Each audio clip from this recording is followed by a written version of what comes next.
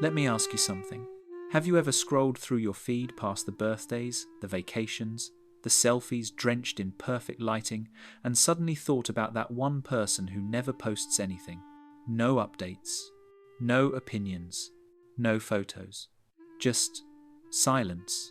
In a world where everyone is broadcasting themselves, their meals, their emotions, their milestones, their identities, there are people who choose to stay completely invisible. And somehow, their quiet feels louder than the noise around them. Why? What are they protecting? What do they know that the rest of us don't? It's easy to assume it's shyness, or introversion, or disinterest. But what if the truth is far more human and far more unsettling? Because sometimes the quietest people aren't hiding from the world. They're revealing something about it. Something we've all felt, but rarely say out loud.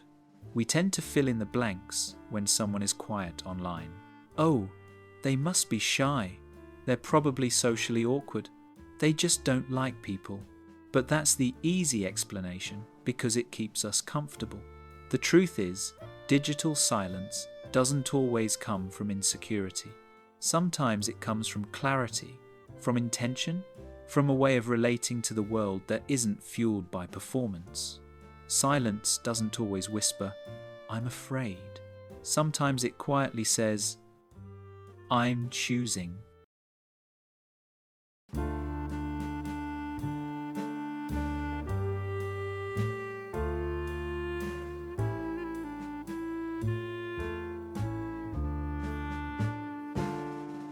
Somewhere along the way, social media stopped being a place to simply exist and became a place to perform.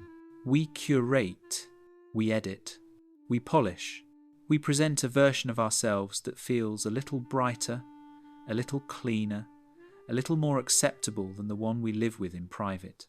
And it's not entirely our fault.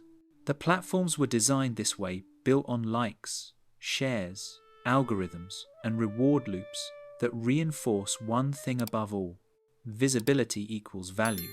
So we step onto the digital stage without even realizing it. Every post becomes a micro audition, every caption a crafted line, every silence a potential misinterpretation, and slowly the boundary between who we are and who we perform begins to blur. For some people, that blur is exhausting. For others, it feels dishonest. And for a surprising number of people, it becomes the very reason they retreat into digital quietness. Not because they have nothing to say, but because they refuse to turn their lives into a show. There's a quiet kind of power in choosing what the world doesn't get to see. For some people, silence isn't a void, it's a boundary. A deliberate line drawn between their inner world and the public arena that's always hungry for more. Because the truth is, every time you post something online, you give up a little piece of control. Control over how it's interpreted. Control over how long it lives. Control over whose eyes it reaches and what assumptions they make about you. But when you stay silent, the narrative stays yours. This is why many people who rarely post aren't hiding, they're protecting. Not out of fear, but out of ownership. They choose what remains sacred, what stays personal, what doesn't get chewed up by algorithms and opinions. In psychology, this is called information boundary management.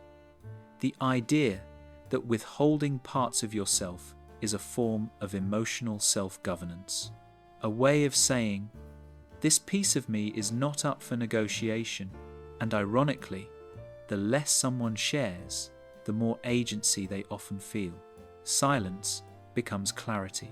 Clarity becomes control. And in a world obsessed with exposure, choosing privacy becomes an act of quiet strength.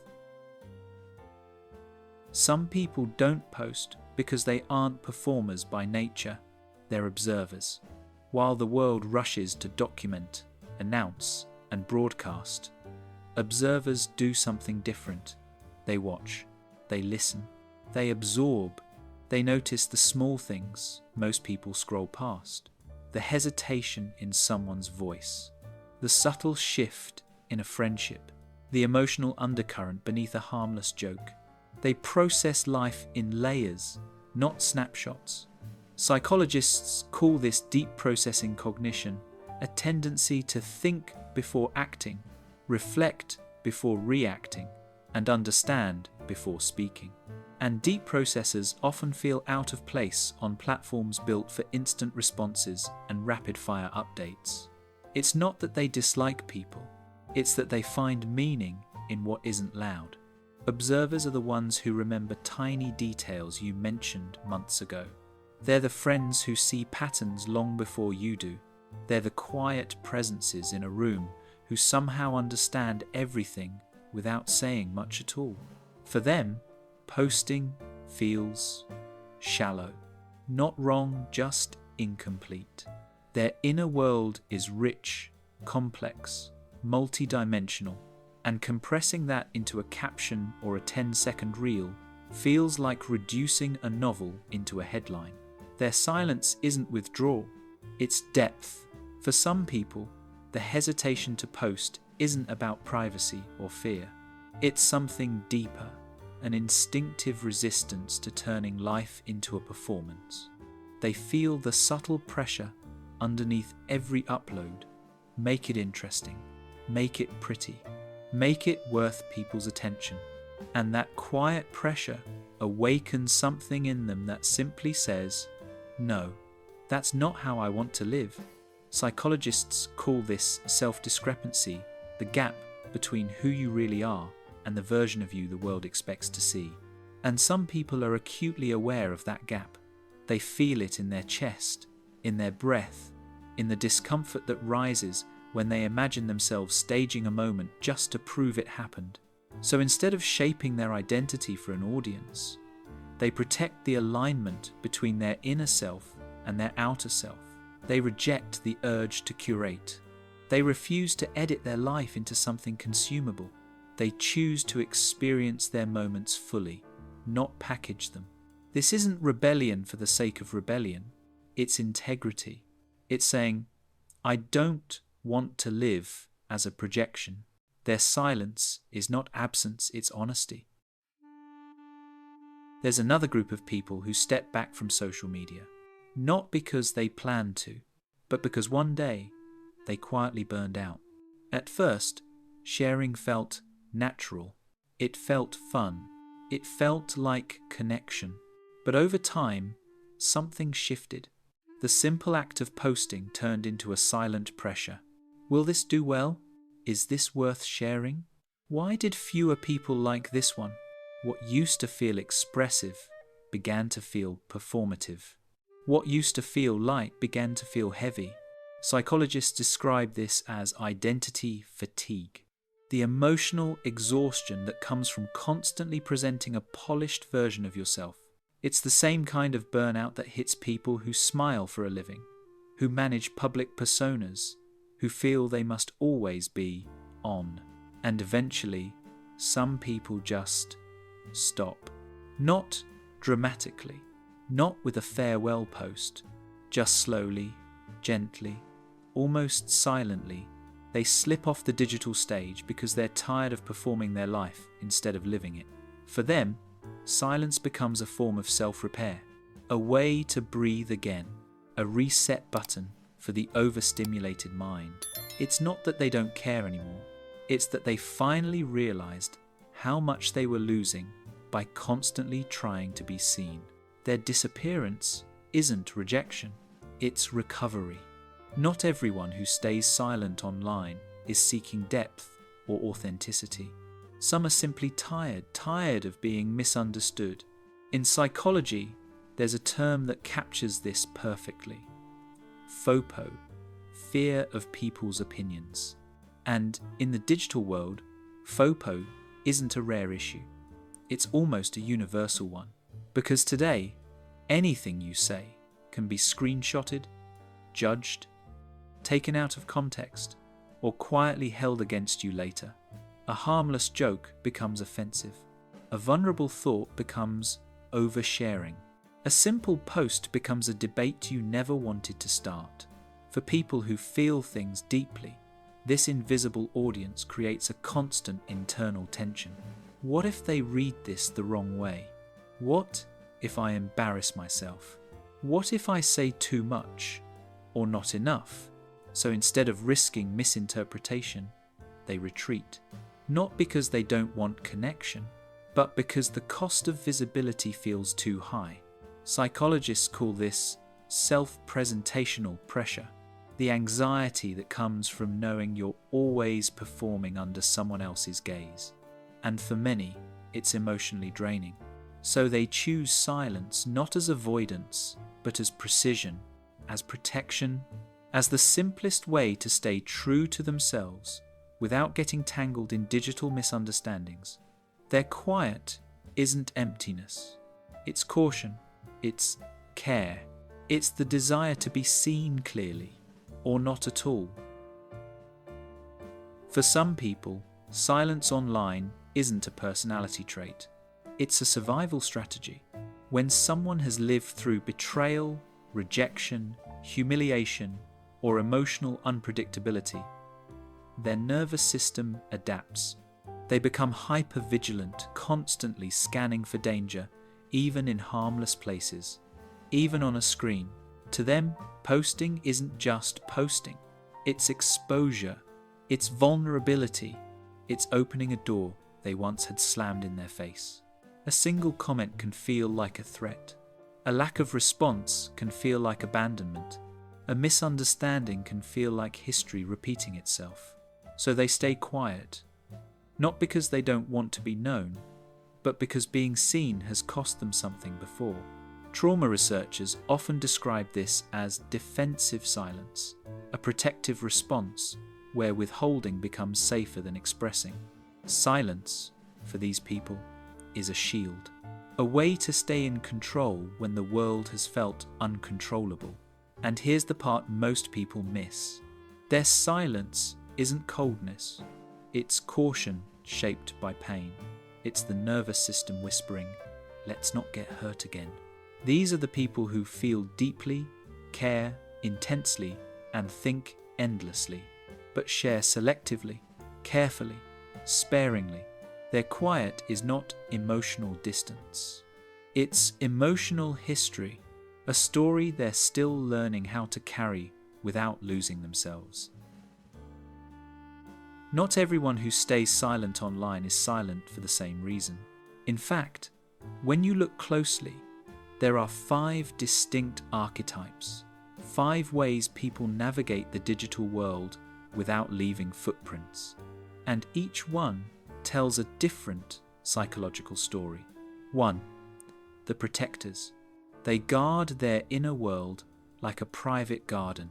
For them, silence is safety, an intentional shield against judgment, intrusion, or unwanted visibility. They share only with those who've earned the right to hear them. 2. The observers. They watch from the edges, noticing far more than they say.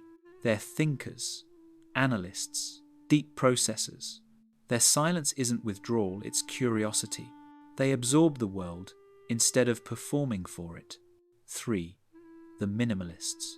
These are the people who reject digital clutter the way others reject physical clutter. They crave simplicity, clarity, and presence. Life feels fuller when it isn't constantly interrupted by the need to post. 4. The burned out. They once participated. They once shared freely.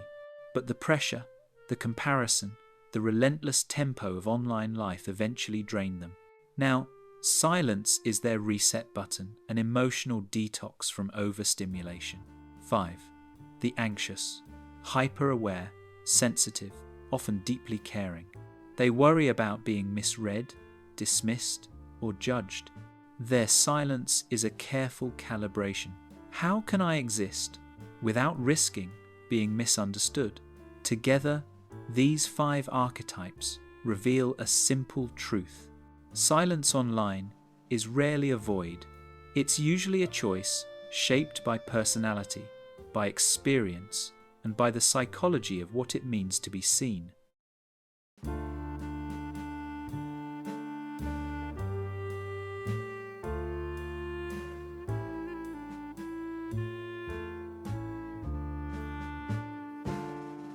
In today's world, people aren't disappearing from social media, they're becoming selectively visible.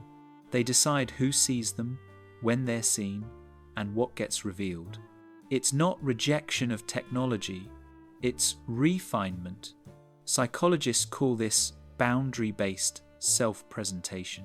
The shift from share everything to share only what aligns with my values, my safety, and my identity. Selective visibility is why someone might post a career update but hide their relationship. Why they might share a vacation photo but keep their struggles private. Why they might watch every story but never upload one of their own. It's a new digital survival skill, one shaped by overstimulation, burnout, and the realization that privacy is a form of emotional protection. In a culture addicted to exposure, selective visibility becomes a way of saying, I'm still here.